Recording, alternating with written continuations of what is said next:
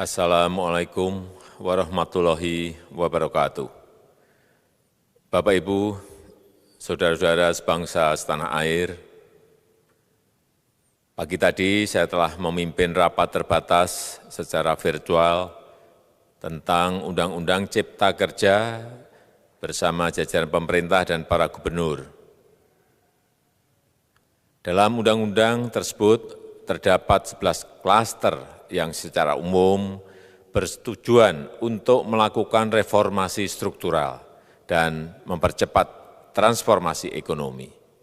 Adapun klaster tersebut adalah urusan penyederhanaan perizinan, urusan persyaratan investasi, urusan ketenagakerjaan, urusan pengadaan lahan, urusan kemudahan berusaha, urusan dukungan riset dan inovasi, urusan administrasi pemerintahan, urusan pengenaan sanksi, urusan kemudahan pemberdayaan dan perlindungan UMKM, urusan investasi dan proyek pemerintah, serta urusan kawasan ekonomi.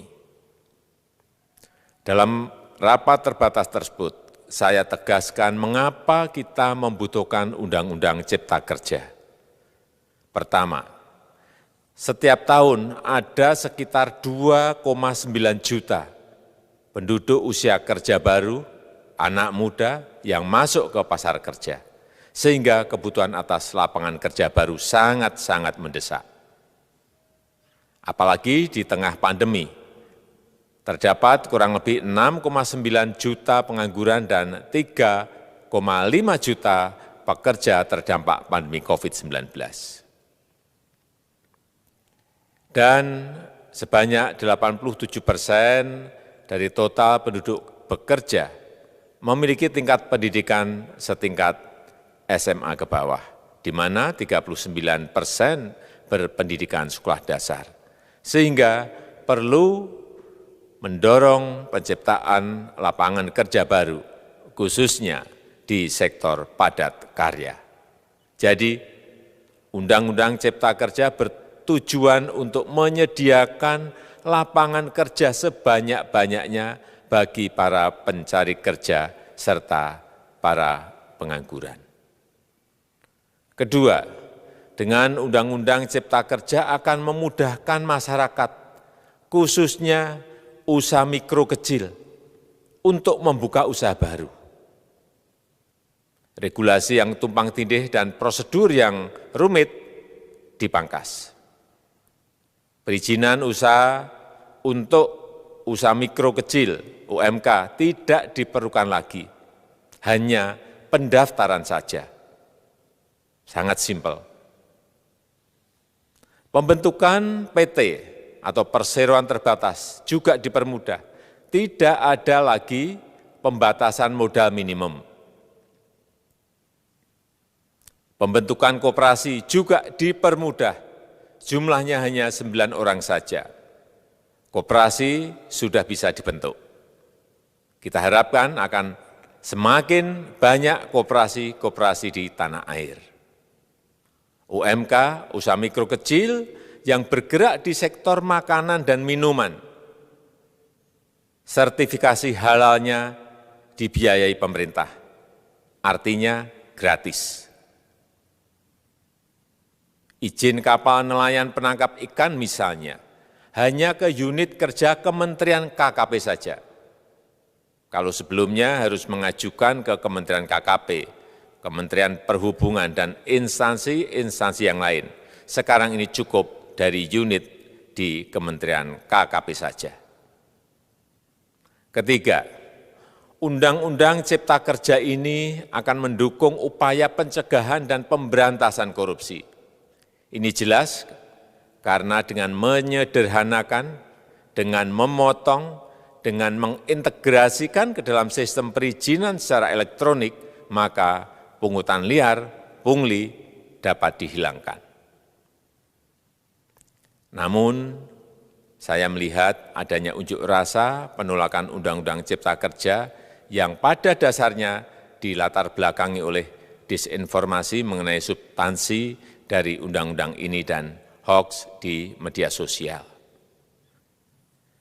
Saya ambil contoh, ada informasi yang menyebut tentang penghapusan UMP, upah minimum provinsi, UMK, upah minimum kota kabupaten, UMSP, upah minimum sektoral provinsi. Hal ini tidak benar, karena faktanya upah minimum regional, UMR, tetap ada. Ada juga yang menyebutkan bahwa upah minimum dihitung per jam. Ini juga tidak benar. Tidak ada perubahan dengan sistem yang sekarang. Upah bisa dihitung berdasarkan waktu dan berdasarkan hasil.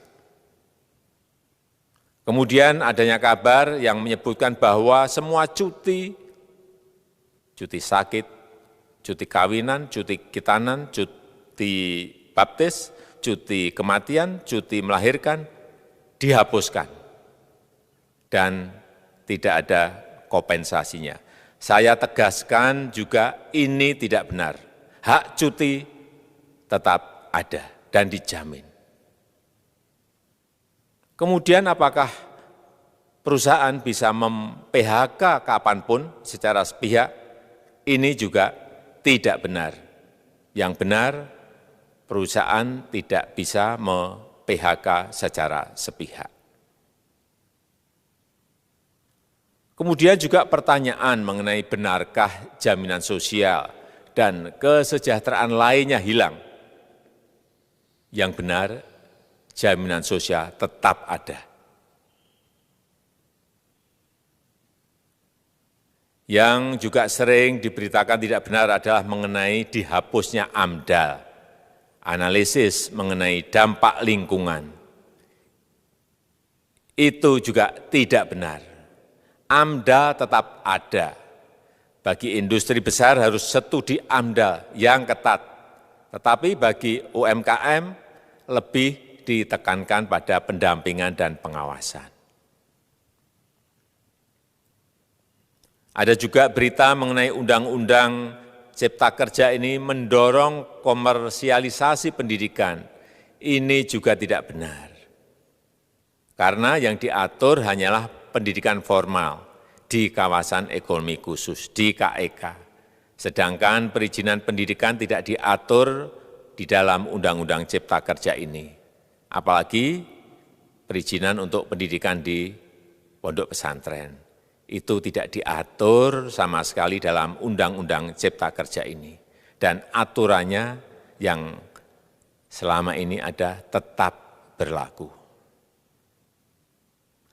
Kemudian diberitakan bahwa keberadaan bank tanah. Bank tanah ini diperlukan untuk menjamin kepentingan umum, kepentingan sosial, kepentingan pembangunan nasional, pemerataan ekonomi, dan konsolidasi lahan serta reforma agraria. Ini sangat penting untuk menjamin akses masyarakat terhadap kepemilikan tanah, kepemilikan lahan, dan kita selama ini tidak memiliki bank tanah.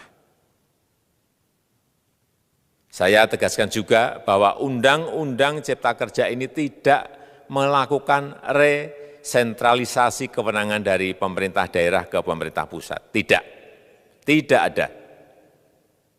Perizinan berusaha dan pengawasannya tetap dilakukan oleh pemerintah daerah sesuai dengan NSPK, norma, standar, prosedur, dan kriteria yang ditetapkan pemerintah pusat. Ini agar dapat tercipta standar pelayanan yang baik di seluruh daerah. Dan penetapan NSPK ini dapat nanti akan diatur di dalam PP atau peraturan pemerintah. Selain itu, kewenangan perizinan untuk non-perizinan berusaha tetap ada di Pemda, sehingga tidak ada perubahan. Bahkan kita melakukan penyederhanaan, melakukan standarisasi jenis dan prosedur berusaha di daerah. Dan perizinan berusaha di daerah diberikan batas waktu. Ini yang penting di sini. Jadi ada service level of agreement. Permohonan perizinan dianggap disetujui bila batas waktu telah terlewati.